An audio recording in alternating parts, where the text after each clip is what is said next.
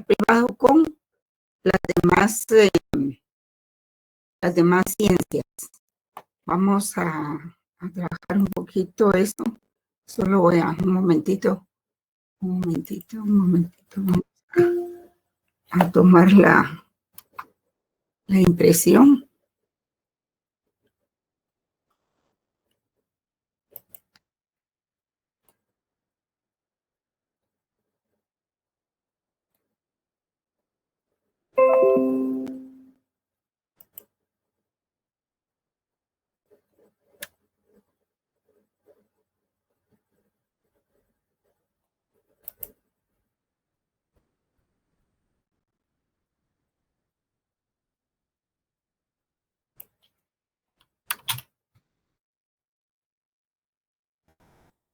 Muy bien, jóvenes, estamos entonces. Vamos a veces no tengo filminas, pero tengo que trabajarlas inmediatamente a veces en la clase, pero ahora sí hay. Bueno, vamos a ver.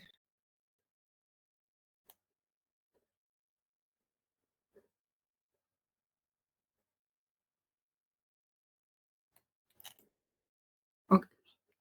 Entonces vamos a trabajar el derecho internacional privado con las otras ramas del derecho en general.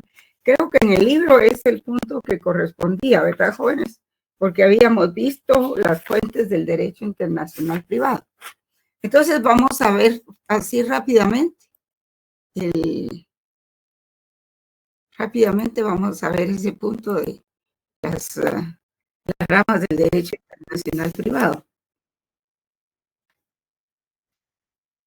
Pero antes, pues, vamos a iniciar con estas filminas. ¿Las ven ahí? Muy bien, muchas gracias. Entonces veamos un poco este punto, así vamos avanzando.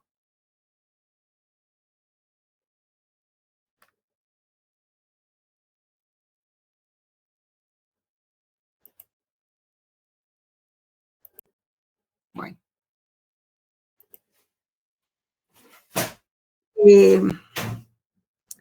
Tenemos que ver a qué se refiere esto a qué se refiere con la, solo estoy revisando la filmina, jóvenes, porque yo creo que está repitiendo un poco. Bueno, pero más vale. El derecho internacional privado, entonces, tiene relación con todas las ramas del derecho, ¿verdad? Porque es como que se repitiera el sistema jurídico, el ordenamiento jurídico en otro país, ¿verdad?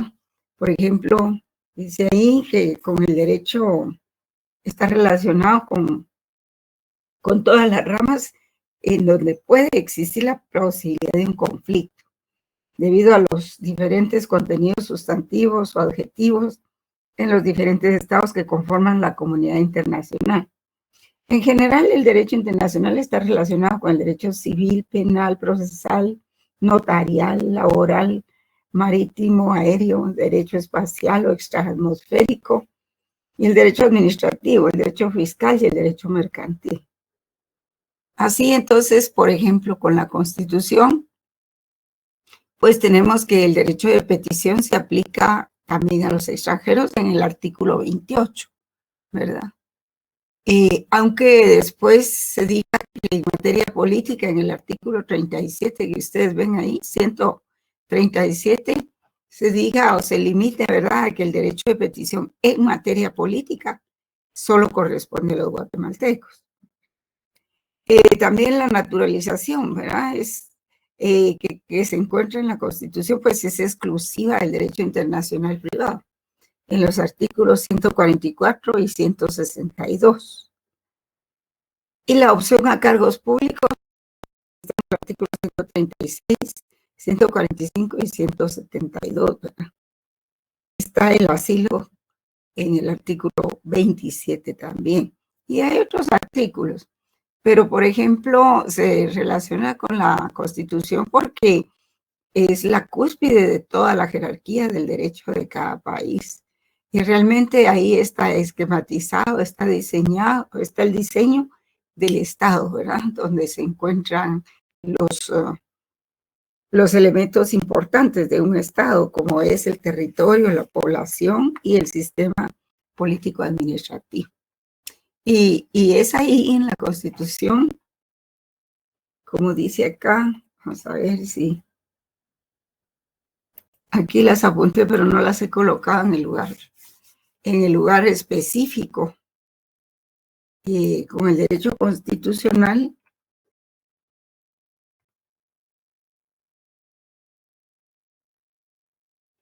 pues existe una estrecha relación, ¿verdad?, que guarda el derecho internacional privado con el derecho constitucional y la Constitución propiamente dicha. ¿Por qué? En primer lugar, porque comprende las leyes fundamentales. ¿Qué es lo que las comprende? La Constitución, ¿verdad? Ahí están las leyes, derechos y deberes fundamentales. Estas leyes fundamentales definen los derechos y deberes fundamentales. Y también, algo muy importante, la organización de los poderes públicos. Y en segundo lugar, por Constitución, desde el punto de vista del derecho, con la Constitución, desde el punto de vista político, porque recoge y define los poderes constituidos, ¿verdad? Que es el legislativo, el ejecutivo y el judicial. En tercer lugar, pues porque el objeto y sujeto que se ocupa de los límites en el espacio del poder legislativo de los estados se encuentra en su ejercicio tanto en lo nacional como en como en el interior. Y así, ¿verdad? Entonces, vamos a verlo más adelante otra vez. Mientras tanto, vamos a trabajar un poco otras ramas del derecho con las que se relaciona el derecho internacional privado. Por ejemplo, con el derecho civil, ¿tiene que ver el derecho internacional privado? Pues sí, ¿verdad? Tiene mucho que ver, precisamente porque el derecho civil es el derecho de las personas, de su personalidad y de su descendencia, de sus uniones, su matrimonio, los derechos que genera para la prole, las obligaciones que tienen. También ahí se establece el nombre del Estado civil y por eso tiene muchísima relación con el derecho civil. Podríamos decir que es con la mayor, con la rama que mayor relación tiene. Y así dice el don Carlos Larios, dice el doctor, ¿verdad? Carlos Larios, tiene mucha relación con el derecho civil, que al principio y en la actualidad todavía algunos juristas consideran que el derecho internacional privado como materia debe llamarse con el nombre genérico debería llamarse, pues eso es lo que él dice, derecho civil internacional privado. Y tiene mucha razón. Y las cuestiones más directamente relacionadas y las más comunes en este campo son las cuestiones atinentes a capacidad civil. Por ejemplo, bueno, tiene mucho que ver con la capacidad civil. Y eso se relaciona con qué? Se relaciona con la mayoría de edad, ¿verdad?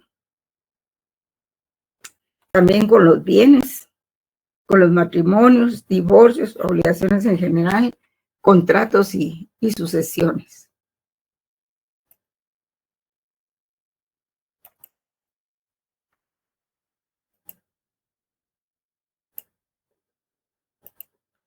Veamos con el derecho penal, pues ha sido siempre consenso que las leyes penales son territoriales. ¿Qué significa eso? Que se le aplican a todos, nacionales y extranjeros. Razón por la que muchos autores excluyen esta relación. Además, cuestiones como la extradición y el asilo muchas veces se incluyen dentro del estudio del derecho internacional público. En nuestro caso, pues ya se dejó claro que se incluye la relación con esta materia. Y sin embargo, lo que más directamente interesa incluir son todos aquellos delitos cometidos por extranjeros en territorio ajeno y que afectan a un Estado o personas de diferente Estado. Pues afectan a diferentes personas de diferente Estado al del autor del delito. Por ejemplo, falsificación de moneda, trata de personas, tráfico de estupefacientes, falsificación de valores, etcétera, etcétera, ¿verdad? Que en ese caso, esos son los delitos que pueden perseguirse fuera del país, aun cuando el autor del delito no sea guatemalteco, ¿verdad? Por ejemplo, la falsificación de monedas en otro país, en Perú, en Brasil, están haciendo moneda falsa de Guatemala, eso afecta directamente al país. Y por esa razón es de que tiene mucho que ver con la persecución de esos delitos. Y esa es la relación del derecho penal, ¿verdad? Con el derecho procesal, por ejemplo. Pues esto se refiere a aspectos como la naturaleza de las acciones judiciales, la competencia internacional, la naturaleza y aceptación de la prueba, la ejecución de sentencias extranjeras, el valor de la cosa juzgada, la recepción de pruebas en el extranjero, la validez de los títulos ejecutivos en el extranjero. Fíjense qué importante es eso, que un título ejecutivo pueda realmente tener validez en el extranjero, o que los extranjeros que vengan quieran hacer valer la vigencia de un documento emitido en el extranjero, como tal vez una letra de cambio o un contrato, ¿verdad? Un momentito.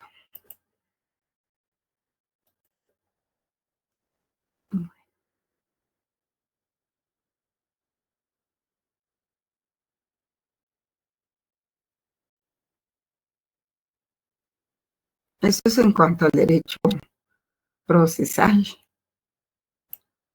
Ahora, en cuanto al derecho notarial, pues de suyo es importante, ¿verdad? Por ejemplo, en el derecho notarial tiene muchísima relación, pero mucha, ¿verdad? Por las cuestiones relacionadas con la contratación de trabajadores extranjeros y sus consecuencias, ¿verdad?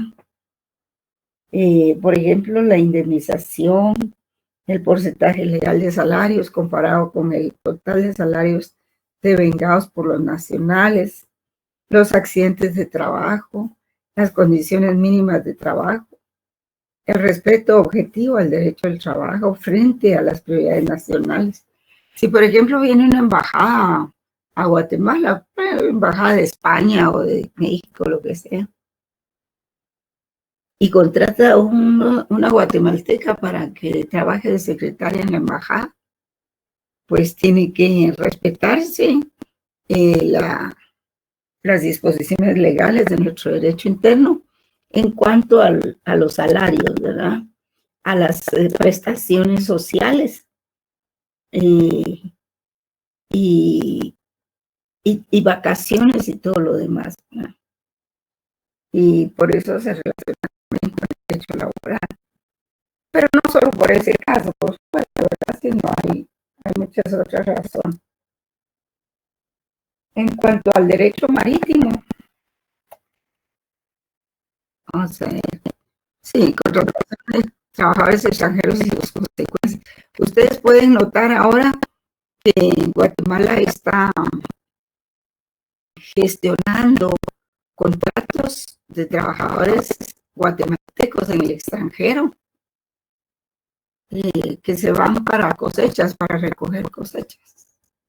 Y entonces lo que hacen es de que celebran convenios y acuerdos, ¿verdad? Y cuando los guatemaltecos o los latinos se van para los Estados Unidos, por ejemplo, se establece que se van por un tiempo. ¿Cuánto se les va a pagar? ¿Qué otros beneficios o prestaciones van a recibir? ¿Verdad? Y generalmente pues son mejores que las nuestras, ¿verdad? Y en cuanto a, igual es para un trabajador que venga a laborar acá, ¿verdad? Una persona que desee trabajar en Guatemala como consultor, como científico, o en fin, hay tantas actividades en las que podría trabajar, ¿verdad? Entonces también se le tienen que respetar sus derechos. Y en los tratados de libre comercio generalmente se observan todas esas normas.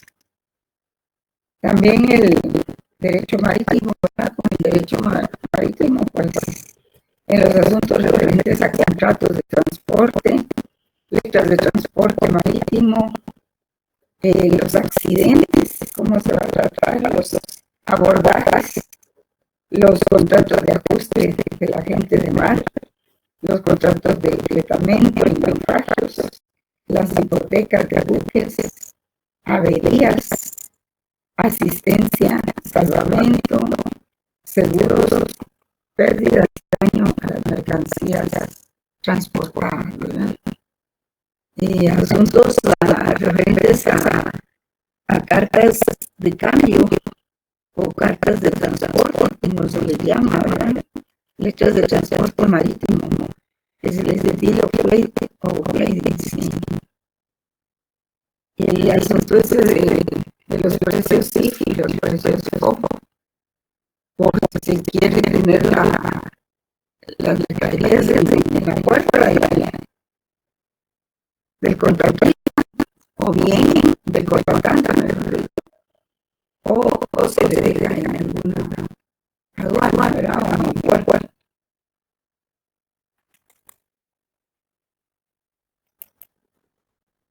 En cuanto al derecho aéreo, pues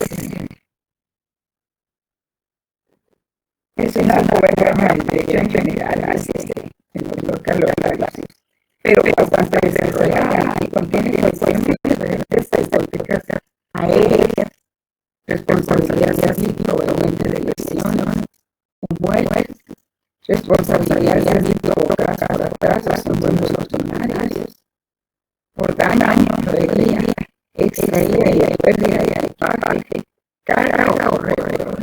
Cuando a uno le pierden su equipaje en un avión, llega uno pero no llega el equipaje. Entonces, pues hay reglas de carácter internacional en donde se pueden gestionar la posesión de esos bienes.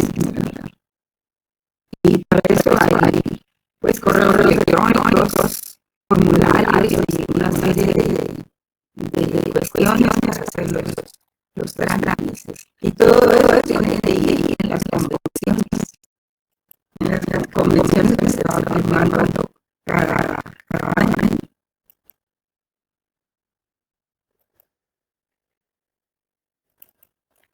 Pues cada año o cada 5 años entre los países que están interesados, ¿verdad? Se celebra una convención y se llevan los instrumentos que se consideren importantes para tratar y si es posible firmarlos entre todos los tratantes. Y también tiene que ver con el derecho espacial. ¿Se recuerdan ustedes que yo les hablaba de la CONVEMAR? Pues la CONVEMAR también trata no solo el derecho marítimo, sino que también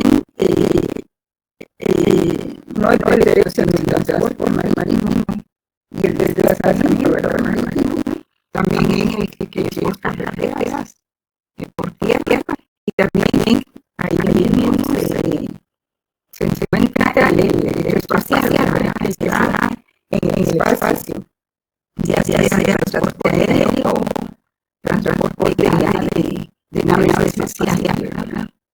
Y que hay responsabilidades de la guerra, por ejemplo, de objetos espaciales. A veces sede de mucha basura de la que hay en el espacio de las naves espaciales, pues caen y pueden involucrar la destrucción de bienes y la muerte de personas o de vidas. Y todo eso lo contempla la Convención de Derechos del Mar. Pero sabe que tiene que ver el derecho internacional privado, de derechos individuales, ¿verdad? Con este tipo de ramas de derecho.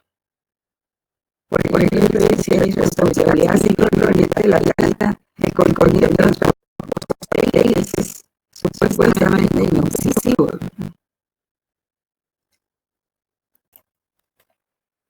Vamos a ver ahora. En el derecho administrativo, pues es común tener problemas provenientes del incumplimiento de contratos administrativos internacionales. ¿Y dónde se dan esos contratos administrativos internacionales? Se dan en el Estado con los particulares, ¿verdad? ¿Por qué? Pues por concesiones otorgadas a transnacionales, sino de derechos que no se han respetado, ¿verdad? Ya sea por cualquiera de las partes, ya sea el incumplimiento de contratos por parte del Estado al no pagar lo acordado, o bien el incumplimiento de los gastos que tienen que ejecutar el trabajo pues contratado que tienen que ejecutar las empresas contratadas, las concesionarias. Bueno.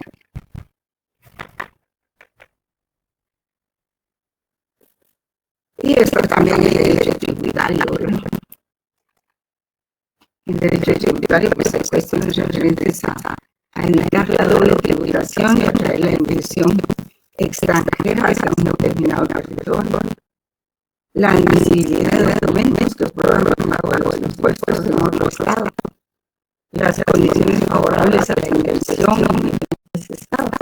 Entonces, todo este intercambio hace que el derecho internacional privado tenga relación también con el derecho tributario.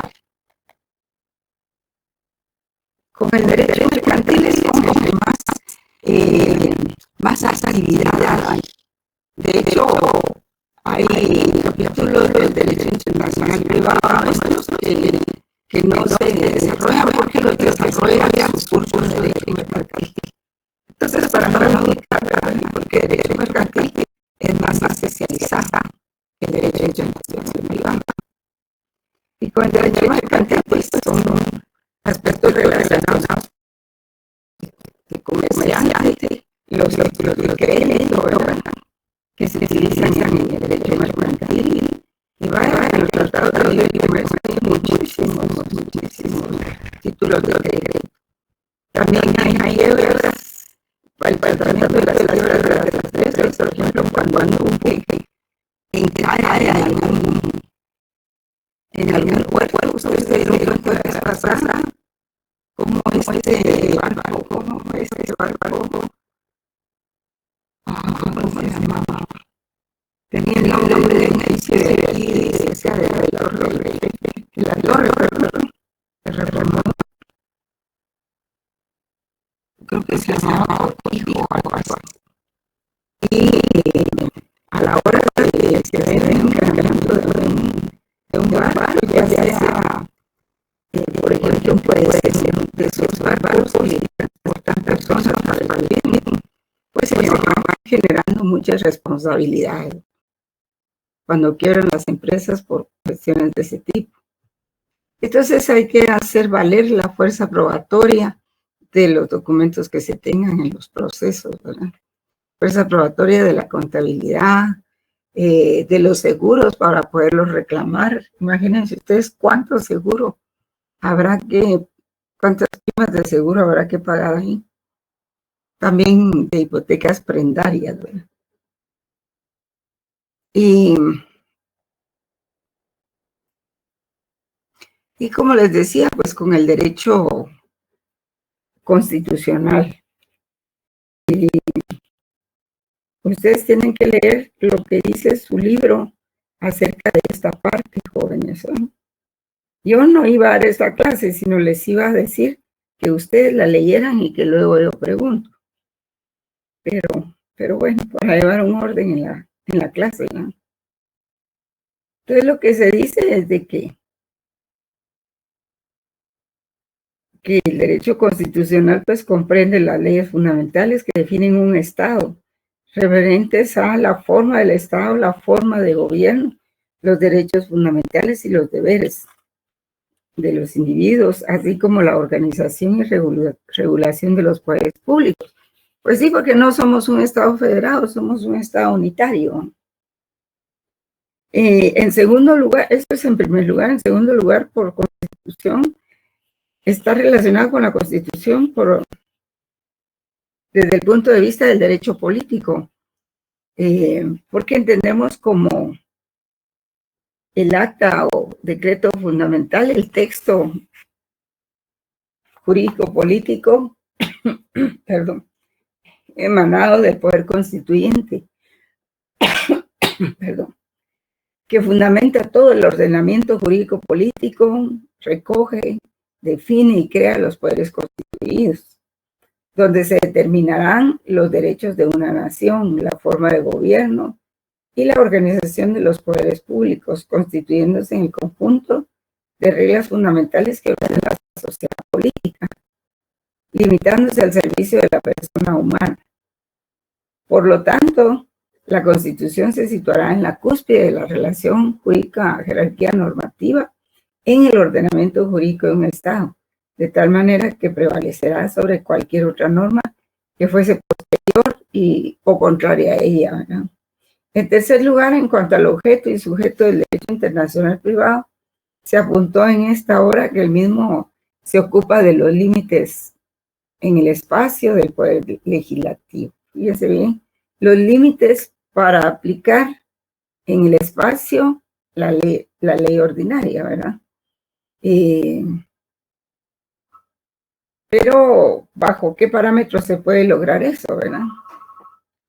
Y entonces, pues se tiene que en todo momento, en todo lugar, permítanme un momentito, jóvenes, la protección de los derechos humanos en general, sea el Estado que sea. También es esencial garantizar el ejercicio de los derechos civiles en particular y el goce de las garantías individuales idénticas, tanto a nacionales como a extranjeros. Y eso es lo más importante, con la única excepción que dicta el principio del hermetismo del orden público, ¿verdad? Y la trascendencia de la relación entre estas dos ramas del derecho radique pues en el hecho que es básicamente a través del ordenamiento jurídico vigente, jerárquicamente ordenado de cada Estado, con la Constitución como norma jurídica ubicada en la cúspide del mismo y se verifica en el derecho internacional privado, siendo el derecho constitucional y la Constitución, pues como ya lo dijimos, la norma suprema. Puede determinarse su orden de aplicación, los límites en el espacio del poder legislativo de los estados o ámbito espacial y la protección de los valores supremos de una sociedad política, sin afectar negativamente el respeto a la variedad legislativa en el mundo y a la naturaleza cosmopolita de la persona. Y de eso de la naturaleza cosmopolita vamos a ver después.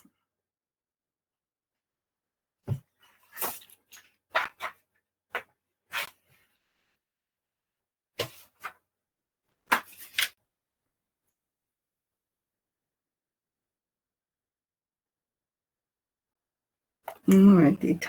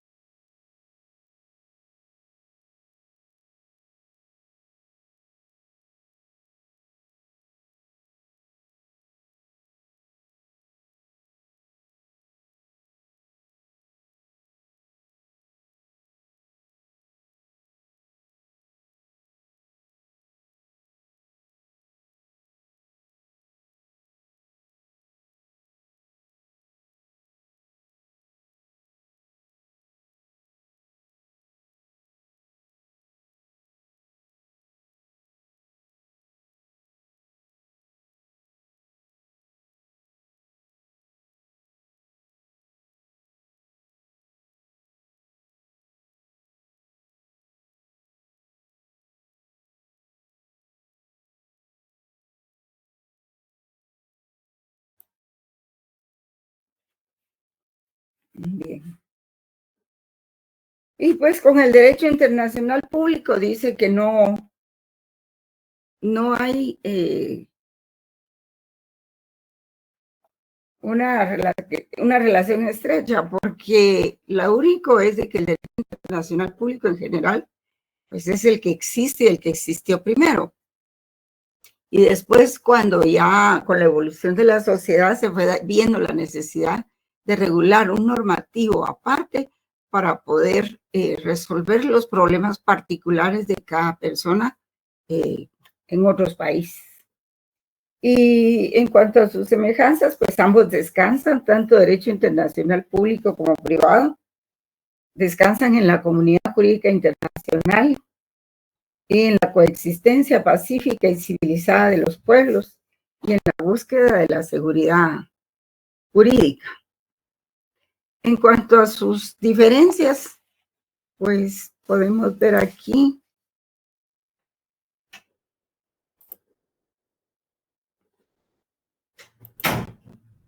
Ahí figuran diferencias que ustedes pueden leer.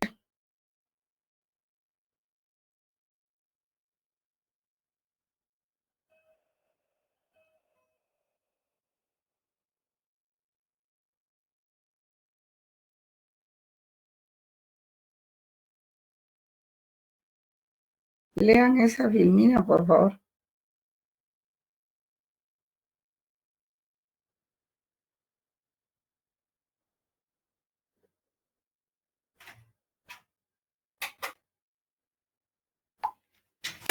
Entonces ustedes pueden ver ahí unas diferencias con el derecho público en cuanto al objeto y al sujeto, ¿verdad?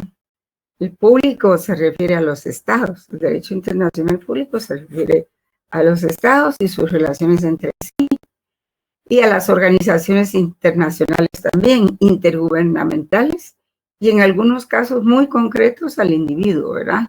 En el caso de los derechos humanos, por ejemplo.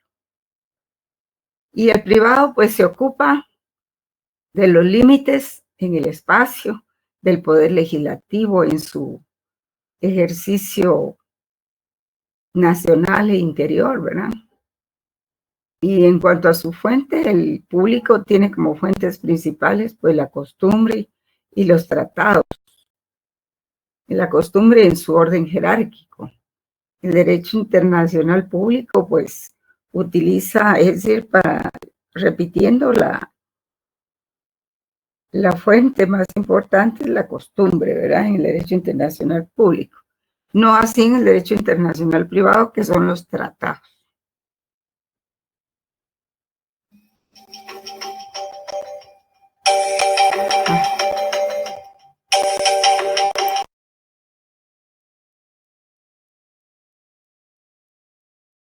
Las fuentes, ya lo dijimos. En cuanto a las sanciones, el público no tiene más sanción que la conciencia internacional y a veces la acción concertada de la comunidad internacional en sus diferentes formas. Mientras que el privado basa la sanción en el poder judicial de cada país a su propia discreción y de conformidad con sus instituciones. En cuanto a sus órganos, el público no admite ningún órgano superior al Estado, no superior que pueda legislar para el conjunto de la comunidad internacional, mientras que en el privado queda bajo la potestad y jurisdicción de las leyes nacionales. Pues sí, porque el juicio no es para resolver, sino solo para indicar qué ley hay que utilizar, ¿verdad? En cuanto a su utilidad, aunque esto sea discutido, el derecho internacional público es particularmente útil a los gobernantes, a los estadistas y políticos, mientras que el privado es de utilidad inmediata, pero al abogado que litiga, ¿verdad? Al estudioso de las doctrinas jurídicas. Y ahí pueden leer ustedes lo último, la conclusión, ¿verdad? Dice, de todo lo expuesto aparece para el estudiante la importancia de refrescar sus conocimientos en todas las ramas del derecho, porque vamos prácticamente a ver todas las ramas del derecho, especialmente derecho civil, ¿verdad? penal, parte del derecho penal, parte del derecho laboral, en fin, ¿verdad? Es casi como un repaso. Ignorar o poseer un conocimiento débil de otras ramas del derecho en general no presagia, es el doctor, sino el fracaso, la confusión y la dificultad intelectual en el estudio de esta materia. Bueno, entonces, no sé si hay alguna pregunta, jóvenes.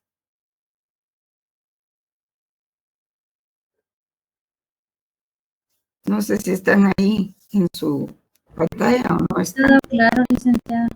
Licenciada, esto último que leyó, ¿en qué número de página lo encuentro en el libro? Sí, miren, esto en mi edición, ¿verdad? Yo no sé si hay otra edición nueva. Está en la página 31, 32, 33, 34 y 35, donde dice, pone un 3, ¿verdad? O capítulo 3, relaciones del Estado internacional privado con las otras ramas del derecho en general. Gracias, licenciada. Va, para servirles. Bien, entonces, tenemos que cuando uno se hace el planteamiento del problema del derecho internacional privado, pues cuando hablamos del planteamiento del problema, este tiene varios enfoques. Sin embargo, los más importantes son en los que nos concentraremos, será en dos, en el sociológico y en el jurídico, que es lo que nos interesa ver. Y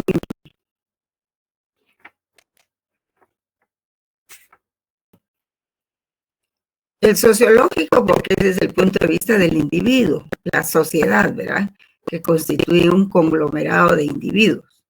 Y el jurídico, desde el punto de vista de la ley, ¿verdad? Apunten hoy. Y desde el punto de vista sociológico, pues Guatemala es un estado, pero no es el único estado del mundo. Existen varios estados, ¿verdad? Unos más desarrollados que otros. Pero, por supuesto, es mejor hablar de estados relativamente desarrollados y menos desarrollados, porque no puede haber verdades absolutas en el derecho internacional. Y realmente, jóvenes, ahí es donde uno se pone a pensar cuando se dice países subdesarrollados y todo. Guatemala está subdesarrollada, pero es por el sistema político administrativo. Nos tienen en la edad de... No tenemos ni siquiera un transporte urbano decente para todos. Hay un sistema de transporte solo para un pequeño sector de la población urbana, pues. Estamos en la edad de piedra, nos tienen, pero comiendo tierra a todos los guatemaltecos. Mal vestidos, enfermos, en fin, carecemos de tanto. Pero como todos hemos crecido, como dice la película de Neto, no sé si el silencio de Neto, realmente el silencio de los guatemaltecos, porque así nos han enseñado nuestros padres, ¿verdad? Mira, mejor no digas nada, no te metas en nada, porque puedes tener problemas. Entonces, la población, pues, pusilánime, algunos, otros no, pues se conforma con lo que le dan, ¿verdad? Y así es como nosotros somos un país menos desarrollado, aunque podríamos ser mejor, ¿verdad? Mucho mejor. Y bueno, entonces, por eso de los estados desarrollados, los otros relativamente desarrollados, los menos desarrollados. Por ejemplo, en el caso de México, se relaciona con Centroamérica. Es decir, al relacionar México con Centroamérica, pues se observa un periodo de desarrollo en los países centroamericanos con relación a otros, ¿verdad? Por ejemplo, con relación a Haití o eso. Pero si colocamos a México entre Estados Unidos y Canadá, no sería el estado más desarrollado entre los tres. Entonces, a ello nos referimos a que a mayor desarrollo relativo y menor desarrollo relativo se da una relación, pues, diferente en cada caso dentro de la comunidad internacional. Lo que les quiero decir es de que puede ser que Guatemala, por ejemplo, tenga mejor desarrollo que los demás países centroamericanos, pero ya cuando se le compara con México, puede ser que tengamos menos desarrollo. Y digamos, si México se le compara con Canadá y Estados Unidos, pues México tiene menor desarrollo que Estados Unidos y Canadá, ¿verdad?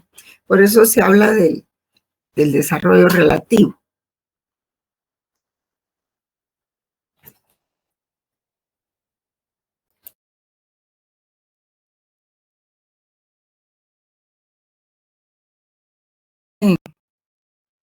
Mucha importancia, ya que ha posibilitado pues, la capacidad de trasladarse de un lugar a otro y de tener relación jurídica con personas de otros países. Como por ejemplo, cuando se da la compraventa de bienes, ¿verdad?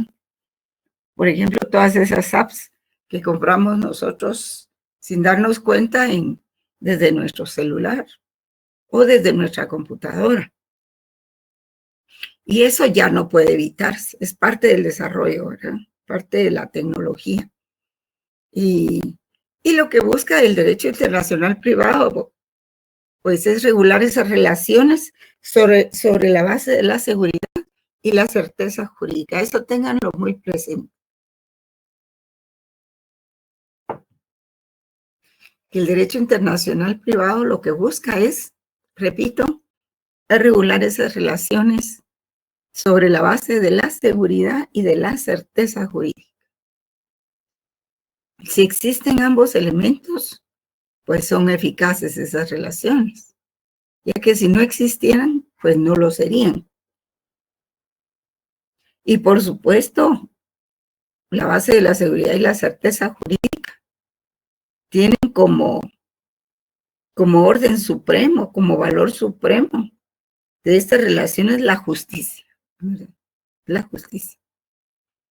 Pero existe la probabilidad de que esas relaciones se vean entorpecidas por diferentes factores que vayan en contra de los principios del derecho internacional.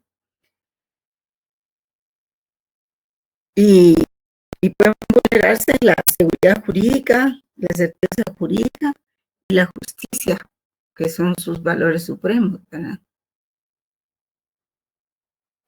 Y tenemos entonces que adicional. Licenciada, disculpe. ¿Sí? ¿Cuáles dijo que eran sus valores supremos? ¿Lo podría repetir? Disculpe. La seguridad jurídica, la certeza jurídica y la justicia, que son valores supremos, ¿verdad? Muy bien, gracias, licenciada. Para servir. Y entonces, pues, en los estados pues existe la persona humana, ¿verdad? Y por ello tenemos que tener en cuenta también el enfoque sociológico, porque en el anterior estábamos hablando pues del enfoque jurídico, pero también tenemos el enfoque sociológico que presenta dos elementos importantes, el material y el racional, ¿verdad? El racional, o sea, el segundo es más importante debido a que lo hace consciente de su existencia y es acreedor de metas y objetivos, etcétera. Esto a su vez le hace tener una existencia valorativa frente a su entorno, ya que evaluamos nuestra situación, nuestra posición, nuestro pasado, nuestras relaciones, y todo eso lo tenemos consciente, e incluso también el valor afectivo con grupos especiales específicos, ¿verdad? Entonces hay una escala de valores dentro de la sociedad, y eso lo estudia pues, el enfoque sociológico. Tenemos, por ejemplo, que existe nuestro barrio, nuestra cuadra, nuestro grupo de amigos o vecinos, la familia, los compañeros del colegio, después de la universidad. Y todo eso, pues, nos hace afirmarnos que estamos insertados dentro de la sociedad. Esa sociedad tiene aspiraciones, y nosotros individuales aspiramos a nuestras necesidades individuales. Por ejemplo, en este momento las necesidades individuales de veces, en buena parte, no digo todo, es graduarse. ¿Por qué? Porque quieren un mejor nivel de vida.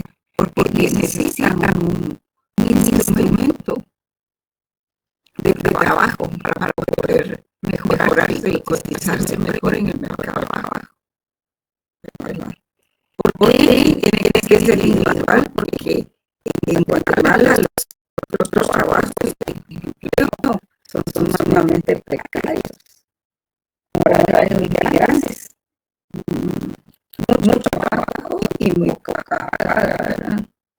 Entonces, eso es que sacar los trabajos del servicio inapreciable al proporcionar a las personas una herramienta de trabajo totalmente gratuita.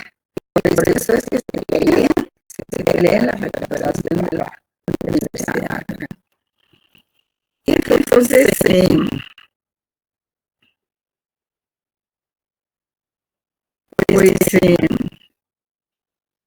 y debido a esa valores propios de la sociedad, pues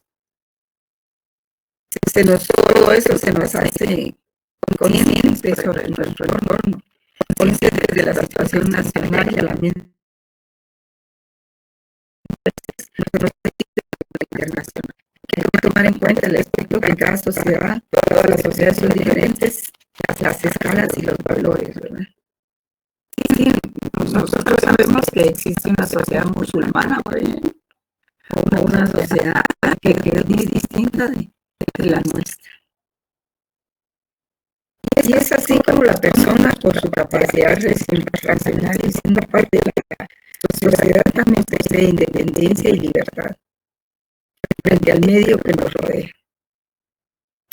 Pero es una libertad limitada, porque a la misma vez el ser humano es un ser social, debido a que se necesita de un grupo humano para realizarse y desarrollarse, y que en su mayoría comparte la misma escala de valores. El grupo social se le presenta a la persona como un valor instrumental ya que nos sirve para realizar nuestros fines. Sí, porque nosotros necesitamos para ir caminando en la vida y ascendiendo, necesitamos a los grupos, necesitamos a la familia en primer lugar, a la mamá, el papá, que nos guíen, siempre y cuando no hayan abusadores que nos hagan daño dentro de la familia. Eso permite al ser humano crecer y aprender con normalidad. Luego se va al otro grupo, a la escuela, que es donde hace su grupo de trabajo, su equipo. Termina la escuela y se gradúa de bachiller y luego a la universidad. Pero mientras tanto tiene más familia y tiene un grupo de amigos del barrio o de promoción, como ustedes quieran llamar. Y esos grupos hacen que uno pueda apoyarse en ellos para seguir ascendiendo, ¿verdad? Y entonces, en ese sentido, pues la libertad del ser humano puede ser utilitaria porque nos ayuda al desarrollo y realización mediante las relaciones en sociedad. La escala de valores y la convivencia en la sociedad es reforzada por el sistema jurídico y por ello existen lineamientos que regulan las diferentes relaciones dentro de una sociedad determinada y asimismo su relación con sistemas jurídicos de otros estados. Los valores, por supuesto, van acompañados de un ordenamiento jurídico. El bien común es otro valor fundamental del derecho. El bien común es uno de los valores tutelares también de todo el derecho, que se funda en obligaciones de justicia con base a determinados valores aprobados por el grupo social. Yo ya les hablaba en filosofía del derecho sobre lo que es la moral y la ética, ¿verdad? Que son muy importantes. Y también desde el punto de vista jurídico, como se puede plantear el problema del derecho internacional privado, pues es a través de la vigencia. de la vigencia de las normas.